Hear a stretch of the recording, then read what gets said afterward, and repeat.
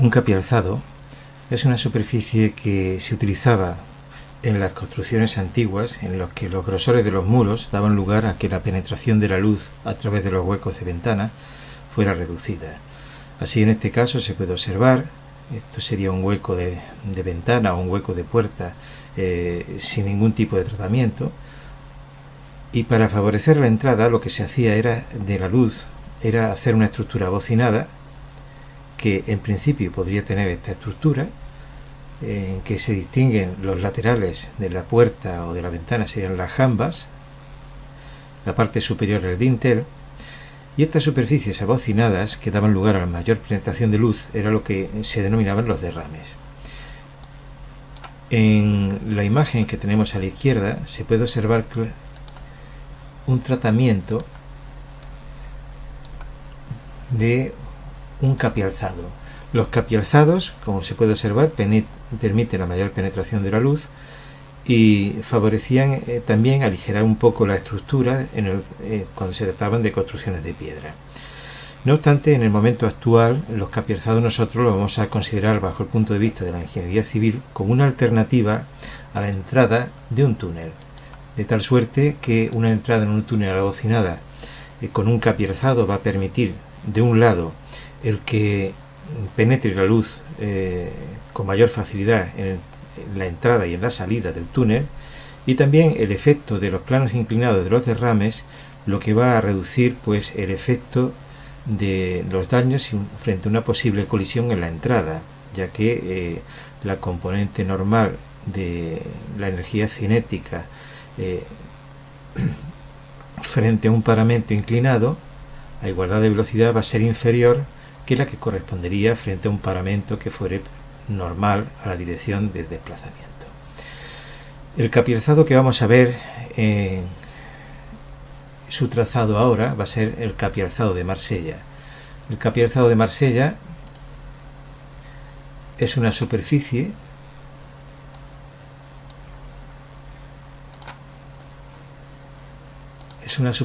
que se genera mediante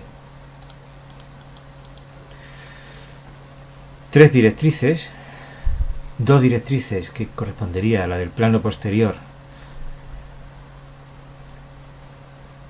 que sería un arco semicircular, otra directriz que estaría en un plano paralelo, que sería este arco de color rojo, y en los planos de derrame tendríamos otra directriz que por lo general suele ser de un radio de curvatura bastante reducido, un radio de curvatura bastante elevado, de forma que si nosotros tenemos un eje perpendicular a la directriz del plano posterior por el centro del arco, podríamos a través de ese eje trazar una sucesión de planos que pertenecían al mismo haz de este eje que comentamos perpendicularmente al plano de la directriz del plano posterior del capialzado. La intersección de estos planos con las directrices nos darían puntos que unidos entre sí generarían generatrices. De esta forma obtenemos una superficie similar a la que estamos observando aquí. Aquí estarían las sucesivas generatrices que se generan, como veremos a continuación, y los planos de derrame laterales de ese capialzado. A efectos del trazado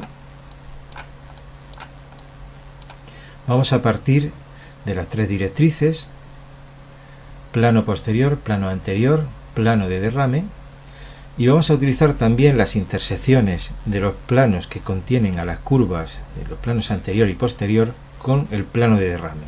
Concretamente, esta sería la intersección del plano de derrame con el plano del arco anterior, y esta sería la intersección del plano de derrame con el arco posterior. Para trazar, lo que vamos a utilizar son unas líneas auxiliares que cambiaremos su simbología, será una línea discontinua. Orientaremos previamente, como vamos a realizar una rotación, el plano de rotación en la dirección del plano de los arcos posterior y anterior, y a continuación realizaremos una rotación de este segmento que tenemos en el plano anterior. Esta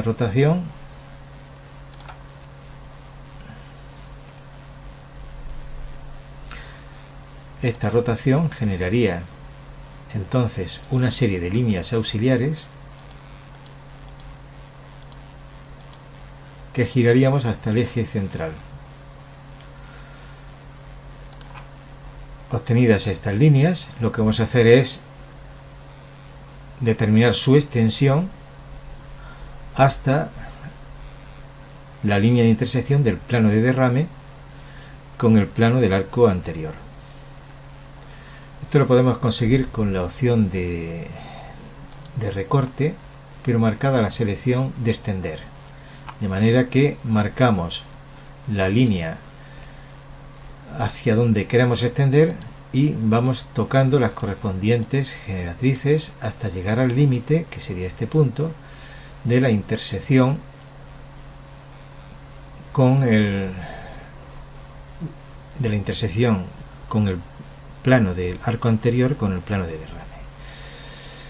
Porque a partir de este punto, que como podemos observar tendríamos el límite de posibles intersecciones, no necesitamos más la intersección con esta zona lateral del plano de derrame. Estas sucesivas generatrices, lo que vamos a hacer es hacer una selección múltiple con ellas y copiarlas hasta el plano posterior. Copiaríamos de forma que tenemos realizado el trazado de esas líneas auxiliares. Esas líneas auxiliares vamos a realizar una edición, en este caso también con la opción recorte, pero en este caso cogemos recortar y extender. Entonces seleccionamos el elemento de recorte, que sería esa intersección con el plano de derrame, y tendríamos ya las líneas que nos van a servir para calcular las intersecciones.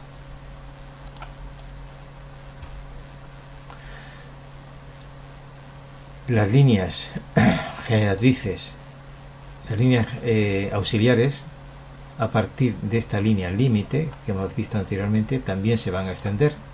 Cogeremos la opción extender y tocaremos la opción extender y tocaremos las líneas para realizar su prolongación hasta la directriz. En este caso cogeremos la opción recorte y cortaremos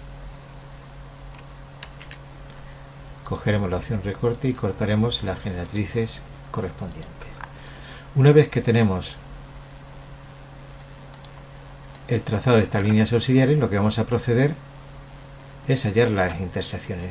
Las intersecciones se determinarán de esos planos, teniendo en cuenta de que esta línea auxiliar y esta línea auxiliar, que son paralelas, pertenecen al mismo plano. En consecuencia, si trazamos esta línea auxiliar, nos daría la intersección de ese plano que contiene esta línea y a esta línea con esta directriz de derrame y con esta directriz de derrame. De forma similar, así realizaremos el trazado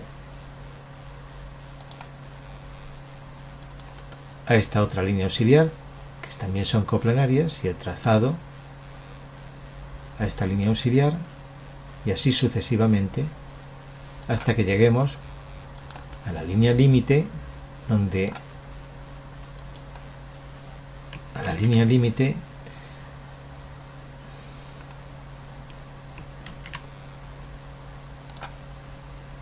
se inicia el arco anterior. Tenidas estas intersecciones, las generatrices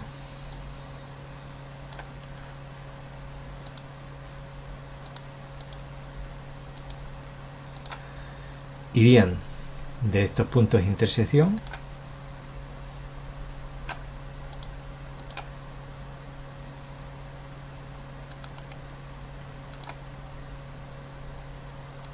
como vimos anteriormente en la imagen en que solamente aparecían unas generatrices.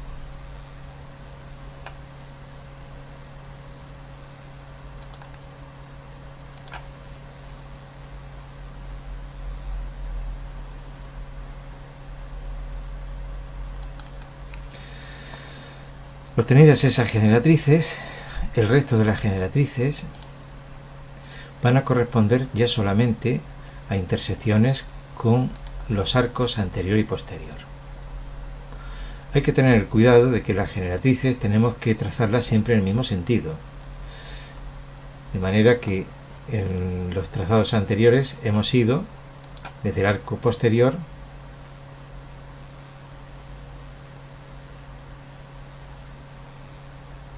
al arco anterior o a la directriz. Porque las generatrices, cuando vamos a utilizar una superficie tipo loft, el sentido del trazado va a condicionar el trazado de la superficie. Finalmente, uniríamos, esta sería la situación de límite, y tendríamos la mitad de las generatrices correspondientes a esta superficie. Si realizamos una selección por niveles de las generatrices, podemos realizar ahora el trazado por simetría de esta figura, en que elegiremos como eje de simetría esta vertical. Obtenido este trazado, nos bastaría, para hacer una selección más cómoda del trazado de la superficie, quedarnos solamente con la información de las líneas generatrices, orientándolas para ver claramente su distribución y pasando a utilizar el trazado como hemos hecho en el caso de la convoluta, con una superficie tipo loft, pero en este caso no utilizando un loft segmentado, sino ni cerrando el loft, sino simplemente pues con el loft abierto. Pasaríamos a seleccionar las sucesivas generatrices, que como observamos aparece un vector dirección que es coincidente en dirección.